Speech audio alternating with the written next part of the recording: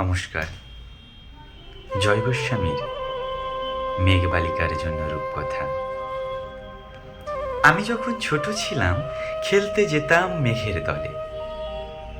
একদিন এক মেঘবালিকা প্রশ্ন করল কৌতূহলে, এই ছেলেটা নাম কি রে তোর?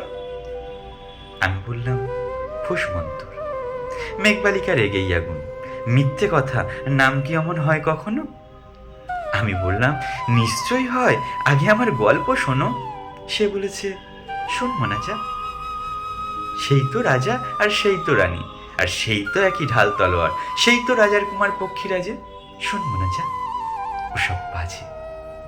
আমি বললাম, তোমার জন্য নতুন করে লিখবো তবে? সে বলল, সত্যি লিখবি? বেশ, তাহলে মস্ত করে লিখতে হবে, আর লিখেই কিন্তু আমায় দিবি, মনে থাকবে? আমি বললাম, তোমার জন্য লিখতে পারি এক পৃথিবী। লিখতে লিখতে লেখা যখন সবেমাত্র 2-4 পাতা, ঠিক তখনই ভূত চাপলো আমার মাথায়। ফিরে গেলাম পুরনো দিনের পুরনো মাঠে। গিয়ে দেখি চেনা মুখ তো একটিও নেই তল্লাটে। ওরই মধ্যে একজনকে মনে হল অন্যরকম।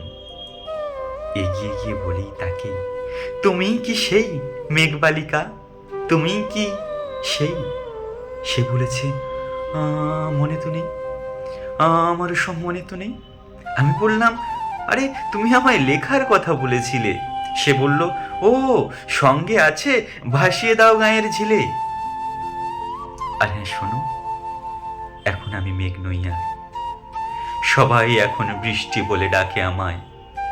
বলেই হঠাৎ এক পশলায় চুল থেকে নখ আমায় পুরো ভিজিয়ে দিয়ে অন্য অন্য বৃষ্টি বাদল সাথে লই মিলিয়ে গেল খরস্রোতায়, মিলিয়ে গেল দূরে দূরে। আমি একা বসে রইলাম, ভিজে একসা কাপড় জামা। বৃষ্টি নাকি মেঘের জন্য?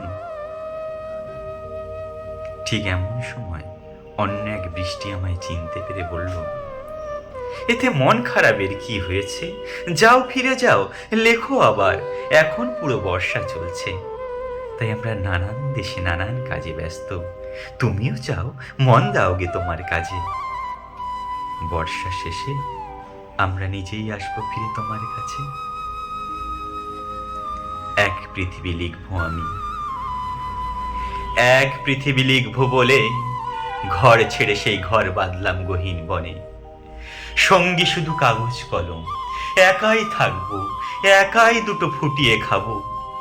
2-1 মুঠো ধুলো বালি, যখন যারা আসবে মনে তাদেরই লিখবো, লিখেই যাব। এক পৃথিবীর 100 রকম স্বপ্ন দেখার সাধ্য থাকবে যে রূপকথা, সে রূপকথা আমার একার। ঘাড় গুঁজে দিন লিখতে লিখতে, ঘাড় গুঁজে রাত লিখতে লিখতে, মুছেছে দিন মুছেছে রাত। যখন আমার লেখবার হাত অসাড় হলো, মনে পড়ল সাল কি তারিখ, বছর কি মাস, সেসব হিসেব আর রাখিনি।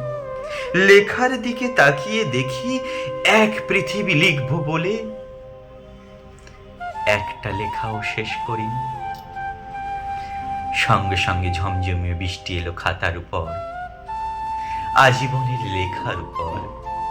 বৃষ্টি এলো সেই অরণ্যে, বাইরে তখন গাছের নিচে নাচছে ময়ূর আনন্দিত, বলছে পাখি, বলছে ওরা, কবির জন্য এই অরণ্যে আমরা থাকি। বলছে ওরা, কবির জন্য আমরা কোথাও, আমরা কোথাও, আমরা কোথাও হার মানিনি। কবি তখন কুটির থেকে তাকিয়ে আছে অনেক দূরে, সেই যেখানে বৃষ্টি পড়ে, বৃষ্টি পড়ে সেই যেখানে কেউ যায়নি, কেউ যায় না কোনোদিনই। আজ সে কবি দেখতে পাচ্ছে সেই দেশে সেই ঝর্ণা তলায় এদিক ওদিক ছুটে বেড়ায় সোনায় মোড়া মেয়ে হরিণী, কিশোর বেলার সেই হরিণী। নমস্কার।